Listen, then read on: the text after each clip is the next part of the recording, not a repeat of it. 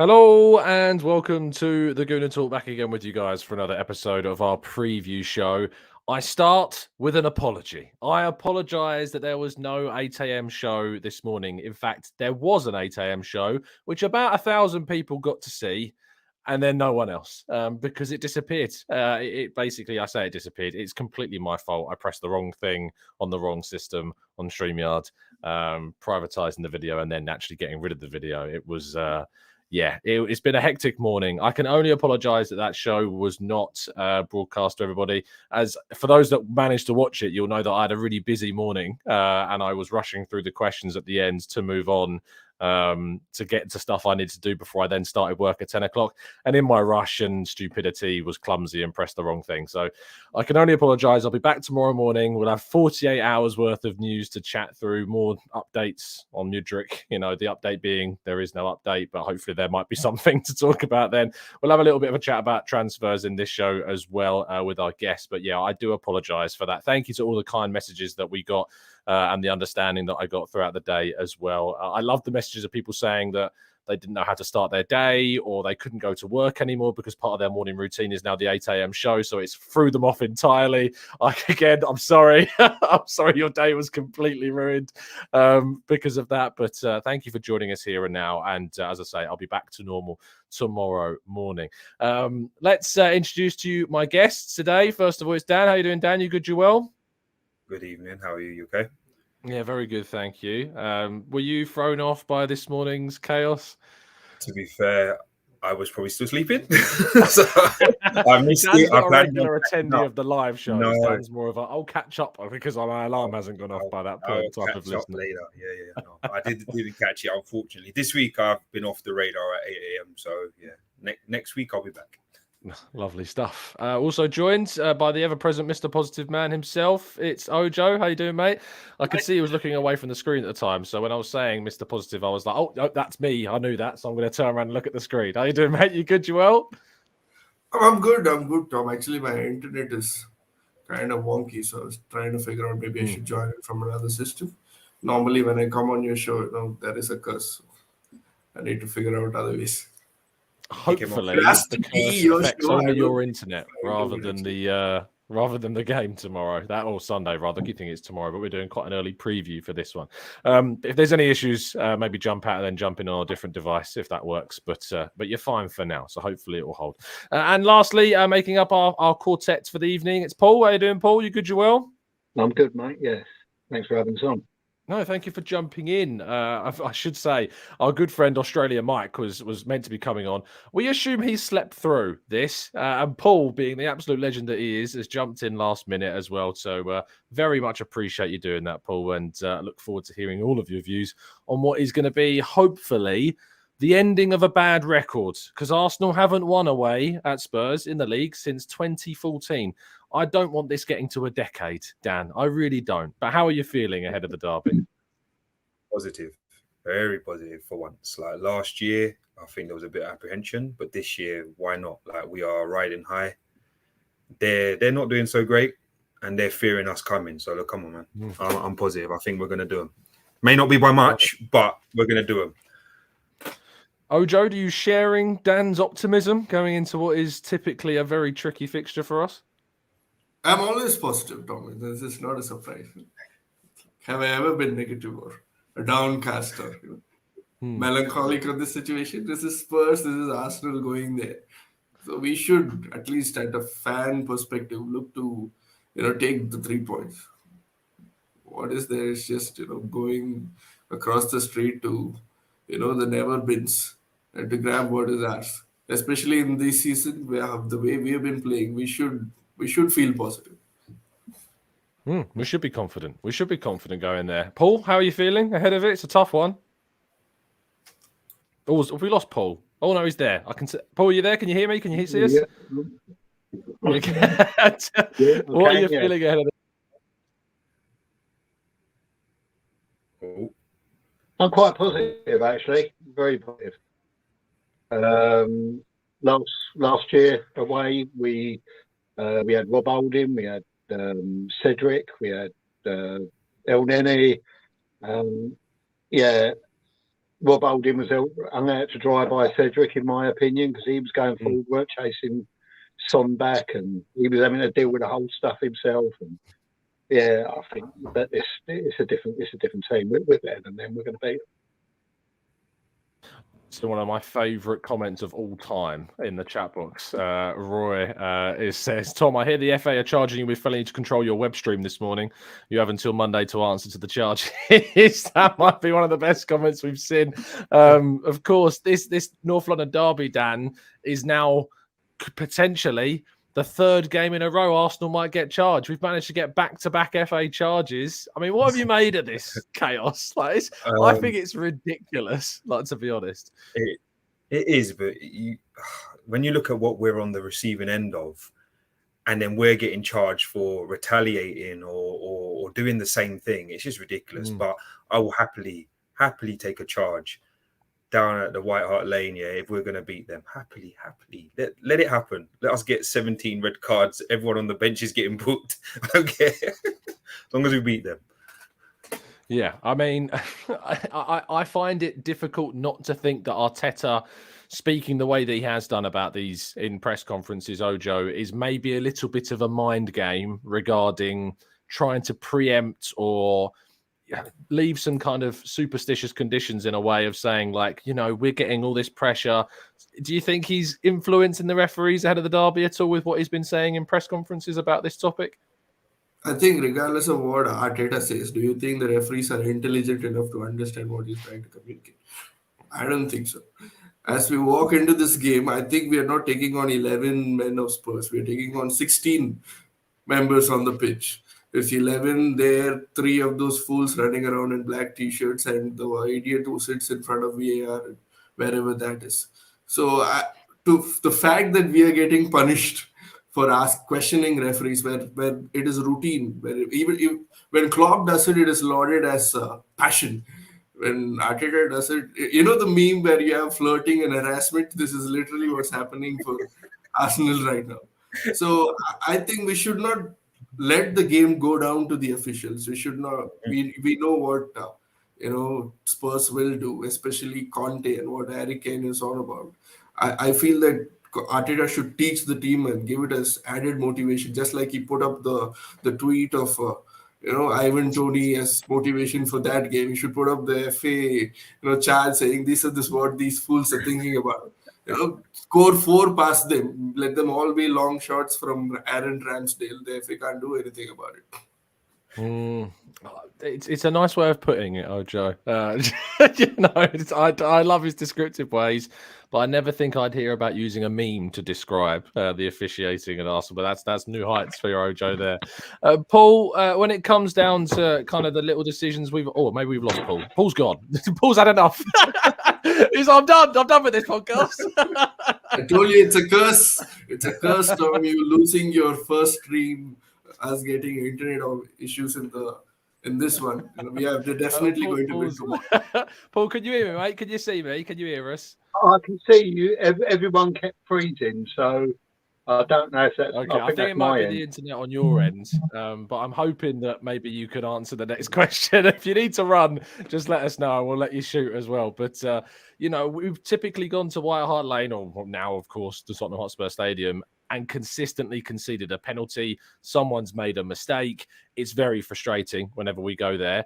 Do you feel as though our team have matured somewhat since the last time we went there, or the last few times we've gone there, so that you're less sure that maybe that might repeat itself again? I think so, and I think our defence is better. I think in the past where you've had Son running at them, Kane, making them panic because they think, let's see, it gets to Kane. I think we might have lost Paul. Confident. Always, your internet's going all over the place, mate. I can hear like little fits and spurts. Maybe if you go and reset the router and come back, Paul, that might work. That's what I'm going to give you a chance to go and do that, mate. Hopefully, Paul can sort out his internet, and we'll come back to him shortly. But it's I Dan can't help but think that Kane penalty is an inevitability whenever we go there. Are you feeling the same way? And he's near the record, isn't he, for Spurs? 14 top score as well. Yeah. He's one off. Is he one off? One off, yeah. So it's on the cards. But the thing is optimism is in my. I don't want to see him get that record against us, for one, because you'll never hear the end of it. Two, the penalty. If we defend smart and avoid his dangling leg, him and Son are going to be practicing that all week. They stick their leg out as they run past. But as Paul did say, it's a different defense this year. You know, we've got a bit more maturity. They're a lot more organized. Ben White is going to definitely occupy Son more than Son will hopefully occupy him.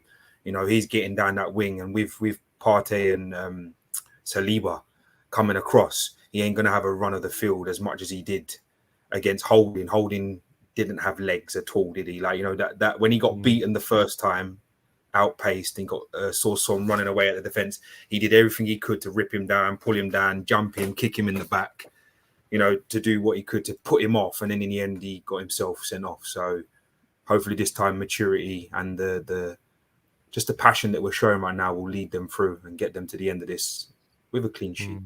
Yeah, fingers crossed. Yeah, it's good to be optimistic. You know, I think what Paul was talking about earlier on in the show when he said, Ojo, that, you know, last time we played Spurs, we had Cedric, Holding, Tomiyasu was at left back, El Neni. This time, we're going to have Ben White, we're going to have Saliba, we're going to have Zinchenko and Partey. I mean, that's a massive difference, isn't it, for this game? Yeah, speaking of Paul, I think he was using the router from the last time we actually beat Spurs, I think. He might be. He might be. He might be sorted now. Paul, are you back? Can you hear and see us? Yes, I've turned off my Wi-Fi and gone 4G. Lovely stuff. I think that's probably the better way forward. It seems to be working good. So, Ojo, sorry, mate. Carry on. I think Rosicky just scored on his screen right now. But as Dan was saying, the team is different, but the mentality has to be better, because we have traveled to their grounds a lot of times where they were down and we were in the ascendancy. And even last year, we were on form. We were expected to beat Spurs. We can now, maybe we say that we had a lot of players out, but when we went into that game, we were not looking at our team as a weaker team. We thought we were going to go there and get a result. And we actually only wanted a draw. So I feel the mentality has shifted this year. Even though there was a draw against Newcastle, I don't think the players are so low. And if this is actually a new Arsenal, not just Arsenal for a title charge, but an Arsenal that Arteta thinks that can challenge in the years to come, or a resurrected Arsenal, then we should go there and impose ourselves. We try to do that every year, but we should go there for a win and play as though we are on top of the league. Now, you look at teams like City or Liverpool, even though they tend to go to Spurs and lose, but they never go there and play cowardly. And I understand we need tactics, but if you're on top of the league and you're the most dominant team in the league this year, then you should go and play as it is. Yeah, it's interesting, isn't it? Because, as you say, you know, you want to play like a team that's top of the league, and yet we've seen teams that are top of the league go to Spurs and lose. And Paul, what do you feel about this? Do you feel the way in terms of how we should approach the game? Because do you think we should going into to play our game? We know that they're going to play on the counter, because one of the best counter-attacking teams in the league, with a manager that loves to play that style of football. Though this season, arguably, it's certainly not gone as well as it has in previous seasons. Or do you think that we should maybe try and second guess them and adapt our play a little bit to travel there? How do you think we should approach this one? I think we should play our game. I think we should push them, press them in their own half. I don't think if we play our game, I don't think they get out of their own half. They might have the odd ball over the top, but I think Saliba and Gabriel can deal with that. But I can't. The way they play defensively and try and hit on the break, I don't think we're going to allow them to do that. I think Partey will be there in the middle. He'll stop them out balls. Yeah, I think that a lot of teams have tried that long ball over the top against us. Gabriel and Saliba have been dealing with well. There's been some times where teams have got in behind, and it has kind of gazumped us a little bit. But the more that happens, obviously, the more tests and more practice that our defenders are going to have dealing with that type of option. And it is eventually, hopefully, going to put us into a position where we can be a little bit more preemptive of what the opposition are going to ultimately do. Let's go to the lineups then. Dan, talk us through your 11, of course, first, for the benefit of those listening on audio, and why you've selected that and your star player too. Okay, cool. So gone with the same 11 we usually go with. So Ramsdale in goal, Zinchenko left, Gabriel Saliba at the back with White, Partey, Xhaka, Odegaard in the middle, and then Martinelli, Saka, and our boy Eddie up top. Are you left-handed now? No, I'm right-handed. Oh, interesting. It's just interesting you went from left to right rather than right to left. Yeah, no, it's the way I was reading it. The screen is on the left-hand side, so I'm reading across. No, I've gone with Eddie as my star man. I think purely based off the fact the fans need a reason to get behind him, or some fans need a reason to get behind him. And this could be one of those moments where he's off the shoulder kind of attacking, sitting on the last man could prove sort of detrimental to Tottenham's defence, especially seeing as they are sitting so deep. It's only going to take one ball, him spinning, getting in behind, and he's got his first, and then they're going to crumble. So we only hope that he is in that frame of mind on the day to sort of like really push and go at them, because I could see him having a great game, especially if Odegaard and them are on fire, putting the balls through. You know, low blocks, they do pose a problem, but we did get through the last one. It's just a fact we just didn't have that clinical finish at the end of it. Like, so hopefully he turns up with his shooting boots on and we get one early doors. If he does, do you think this is the type of game that will change minds about Eddie Nketiah? Because, you know, we've done preview shows with some of our guests who have been like, Joe, for instance, I mean, when you came on when we first thought about putting Eddie Nketiah in, you're like, nope, let's just put injured Jesus in instead. Do you think, Dan, this is one of those games where if he performs, we see an overnight kind of shift of opinion? Yeah, definitely, because of the added Spurs factor, and as you've done there nicely, put them in our shadow. This is the one that it inspires. Thank you. This is the one that inspires the fans, doesn't it? It's the one that riles us up, gets us all fired up, and I think he will earn a bit of a brownie point or two if he nets and we sink them, especially with all the talk we've heard over the last 5 years of how we've fallen behind them, and yet they still got nothing to show for it. It's time to sort of bury them and start taking our mantle back. So I hope he does. I'm putting it out there. I hope he does. I was going to go Martinelli, but I'm going to put my money on Eddie this week. Yeah, Anton in the chat says that yellow card suspension problem still with us. I think this is the last game that it counts for. So if Saliba or just Saliba, I think it is, or Saka. No, not Saka. Saka's on 3. But if Saliba gets a yellow in this one, he would miss the game against Manchester United. Saka and Gabriel, I think, are on 3. So yes, that's not too much of a problem. But obviously, we want to see Saliba. I thought Saka was just on the 3. I'm going to quickly check. You said he was on 4 last show. I think I got it wrong though, because I think I included the Carabao Cup yellow card. But I'll check in a second. Ojo, whilst we are checking, you've selected Saka as your star man with the same 11, of course, as Dan. Talk us through that. Well, I selected Saka as a star man because he's star boy and it is time for him to become the star man now. Because I look at the Spurs team and all their back line is underperforming. You look at their midfield and they have Bissouma. And personally, I think Bissouma was only playing well because he had a case on him and he could have get arrested any time. Ever since the case dropped, he realized he's a free man and he's been playing like a guy who has nobody chasing him. And Son is underperforming, and as Tom, you said, we've been conceding the same kind of goal throughout the season. There's a ball that comes over Gabriel, and every time Saliba tries to cover that portion, he seems to be in 2 minds. I feel that sometimes he just has to follow his gut and go hoof the ball to the touchline, because you never see that ball played over Saliba.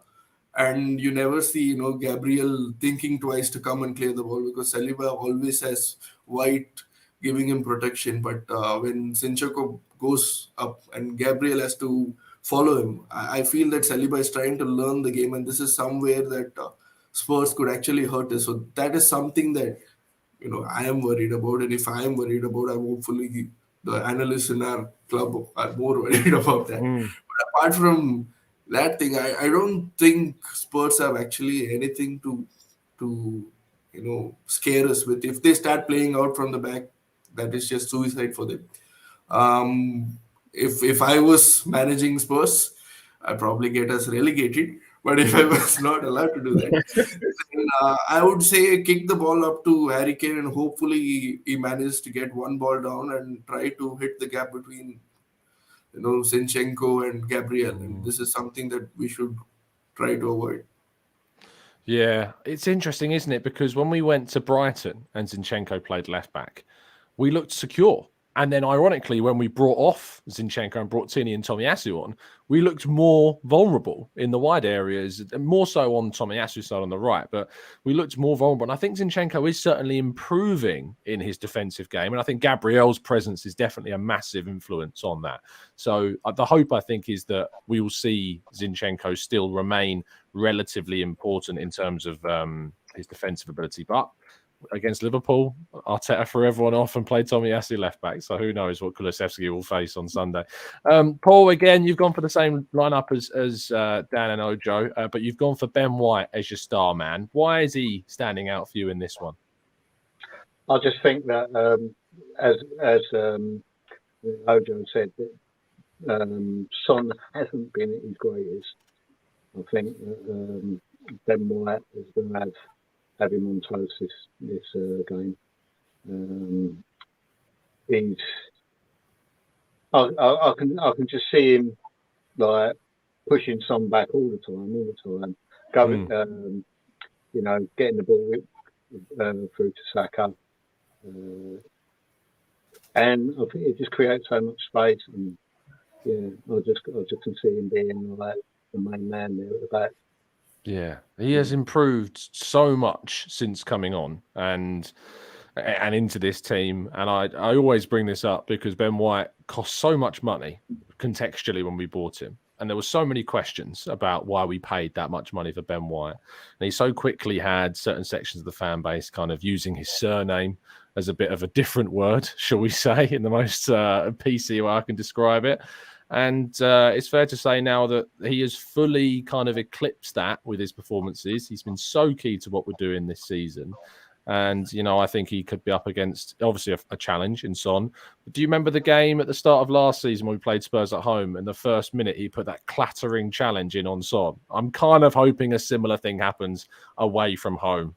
Winning the ball, of course, and it not being a foul. But, I'm looking forward to seeing what Ben White produces in this game. I like the boys. I've gone for the same lineup once again. I've put Gabriel as my star man for this one. I think with Zinchenko there, he's going to have a big performance again to keep us secure on that left-hand side. And I think he's probably been our best defender in the last few games. I think he's been absolutely excellent and standing head and shoulders above Saliba, to be honest, who has had obviously a brilliant start to the season. But I think Gabriel has been that man in the last few games to be critical for us. So I'm looking forward to hopefully seeing what do you think it's fair on Gabriel, Tom? What do you mean? The picture you've chosen, he's grown hair. It's an old picture.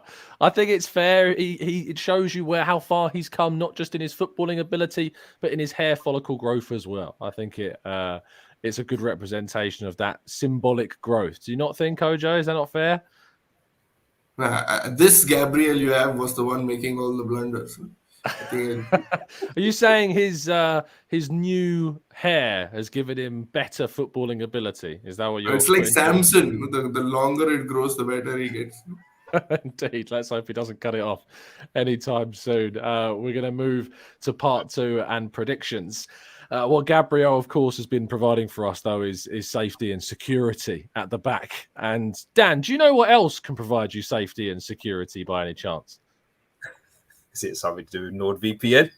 It might just be something to do with NordVPN, Daniel. Yes, it is, because NordVPN is a fantastic VPN service that can bring you that security and safety whilst you're online, surfing the net, keeping everything safe so no one's peeking and prying into what you're doing. I wouldn't dare want to know what Ojo's getting onto online, but he wouldn't have to worry about what he's getting on with online because no one would know. Whatever memes he's finding, no one has to see them and he can enjoy them himself because NordVPN would be protecting them. You can get a massive discount if you sign up to our exclusive offer. That's www.nordvpn.com/Gooner to get involved with it. If you don't like the service, you can get a 30-day money-back guarantee as well. Who can say any fairer than that? I love some comments I saw in the chat box this today saying, Marcus, Tom, if you use NordVPN, you wouldn't have lost the stream this morning. Maybe perhaps I should be learning from this. But thankfully, I do use NordVPN, and they were not at fault for that in any way. It was my own stupidity that cost us a stream this morning. Had I maybe taken the tips of NordVPN and been more secure with where I was pressing buttons on the screen, perhaps we would have had a stream to watch this morning. And also, you can get involved in the latest football prizes competition. This week's is a signed Gabriel Martinelli shirt. Fantastic opportunity to win a really, really good prize. There's lots of instant win prizes to win as well. It is an early bird price, the first 12 hours, so get involved quickly if you want to get it at that cheaper price. There's 200 tickets available, and I can tell you that already 50 of them have gone. So a quarter have gone in a day. So this is going to be one that sells out quite quick. So if you want to get involved, and if you want to get a chance to get involved with this competition, then please do by going to the link in today's video description. All right, let's move to part 2 and your predictions right after this.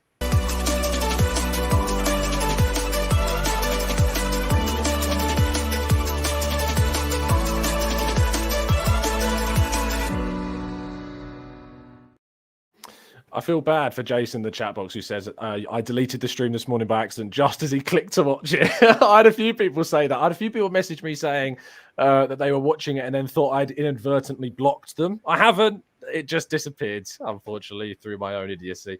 Anyway, let's get predictions. Dan, we start with you. Scoreline and scorers, please. 2-1 to us. 2-1. I don't think it's going to be a That wasn't delayed, by the way, audio listeners. That was Dan deliberating whether or not. I was thinking whether to go the 4-1 or the 2. No, 2-1 I think will be a fair scoreline. I think it ain't going to be easy. I'm going to go with Eddie to get on the sheet, and I'll go with Benjamin. Benny Blanco going to get on the sheet as well. Lovely stuff. I don't know about them. It doesn't matter about them. Doesn't matter. As long as it ain't Kane and a penalty, we're all good. Yeah, that's fine. That's fine. Ojo, what you going for, mate? No, the last time I gave a prediction and we didn't lose, so I think the curse is broken now. So I'm confident, and I'm going for a 4-0 win for the Arsenal. I think that is relatively conservative from you, mate. So I appreciate it. Who's the scorers? 2 goals from Saka, 1 from Partey, and 1 from Ramsdale. You just couldn't give it to Eddie, could you? You just couldn't do it. I was waiting. I was like, surely there's 4 in 1 chance to get hold of Eddie here. But no, fair enough. Partey, Ramsdale with 1 from a goal kick, of course, and a couple from Saka. Paul? I'm going 3-0. I think Eddie I'm loving this optimism, people. I really am. It's great. Eddie with the first. Saka and all the guys with the third. Lovely stuff. I am really happy with how much optimism there is in the fan base right now about a game that we've never won in 9 years, but we're going for 3 and 4-0 wins. It's brilliant. I love it. Shows you where we've come as a fan base. Pinny Wing says it'll be an 8-0 Arsenal win. This is getting silly now. Rancid Pumpkin says 2-1 Arsenal, Martinelli and Zinchenko. Emma Benjamin's going for a 1-0 Arsenal win. Temi says a shaky 4-2, as long as the refereeing is free and fair. Yomi says 3-1 to Arsenal, Odegaard, Saka, and Nketiah to get the goals, and Martinelli getting 2 assists. Well, we're doing assist predictions as well. We're taking it very far indeed. Jean says 2-0 Arsenal, another screamer from Partey. Yeah, of course, similar to the home game we had in the 12th minute, and Nketiah to get one as well. And then Ramsdale will save a Kane penalty. That would be quite the turnaround. Machiavelli's going for a 2-1 win. Martinelli and Eddie with the goals. John says 2-0 to us, Nketiah and Partey. My star player will be Ramsdale for an outstanding save or 2 that makes sure we have a clean sheet. He's not had much to shout about recently, so the odds are he will soon. Nav R's going for a Partey and Eddie in a 2-1 win. And Adam says 4-0, Ojo's on the happy pills today. So maybe he might be, but I tell you what, we'll all be on the happy pills if we win on Sunday. So fingers crossed we can see us bring home the victory. I'm going to go for a 2-1 as well, Dan, to be honest. I'm being a lot more conservative. and I think it will probably be a penalty that they get. But I foresee a red card for them in this game. Of course, one of the goals will be scored by Eddie Nketiah, and the other will be a Ben White screamer. And until that happens, we will continue to predict it because that is the new TGT prediction. So a Ben White screamer, an Eddie Nketiah goal, and a red card for, let's call it Pierre-Emile Højbjerg, because he is Pierre Højbjerg for me. I just can't stand that guy. So, yeah, we'll go for a red card for Højbjerg. Oh, honestly, that guy is just different gravy of dislike for Højbjerg. And, fingers crossed he sees red during this game. Thank you so much, guys, for tuning in and listening. As always, much appreciated. Drop a like on the video and subscribe if you're new. Dan, thank you for jumping on. Tell people where they can find you. Have we lost Dan? Oh, no, he's there. Sorry, you froze for a second. You're back. It's Paul's stream. It's affecting mine now. Paul's internet's infected everybody else. As always in the Discord, and I am on Twitter, as I said last time. I'm not very active on it yet, but it's Dan Wolf Gaming, so I'll be there occasionally. Lovely stuff. Joe, still number one. Thank you, my friends. Tell people where they can find you. First of all, Tom, I'd like to address this comment of the internet sites I visit. First of all, I only go to the links that you share on the Discord. Speaking of which, so if you want to see what Tom shares on the Discord and why you need protection to see it, please join the membership. It's fun in the Discord. You see people like Dan and Paul and the other people in the Discord, people like Daniel 14, who's a Spurs fan but who still contributes to the Arsenal cause. I'm waiting for this. So please come in and enjoy this. So in case you need wisdom and intelligence, I'm also there. So I can help you out. But that's it. I've just lost 50 members. Brilliant. Dear Emil, Pinyween says promote the Strava. Yeah, you can join our Strava group as well if you want to get into our health and fitness promotion for the new year. I haven't unfortunately been able to get to a run today. It's been a crazy one. I'm going to have to do I did a longer one yesterday. I'm going to have to do another longer one tomorrow. But www.strava.com/club/ESARP for Eat, Sleep, Arsenal, Repeat podcast. So do get involved. And lastly, Paul, thank you so much for jumping on last minute. Really appreciate it. I'm sure Mike does as well. Tell people where they can find you, fella.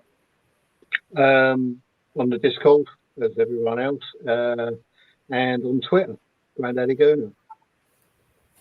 Lovely stuff indeed. You can find myself at Tom Cantor Media, although I don't know why there's a bracket at the end of my name there. For some reason, that's a bit strange. There we go. Let's sort that out. No bracket, just at Tom Cantor Media. And of course, you can also check out the Gooner Talk at the Gooner Talk TV if you want to follow us over there. Plenty of stuff going on. I did a podcast with Kaya Kainak over on the Arsenal Ways feeds as well. Even though there wasn't a morning stream, we did a couple of morning streams over there. So you can listen back to that. He gave some insight on Mudryk and other transfer content as well.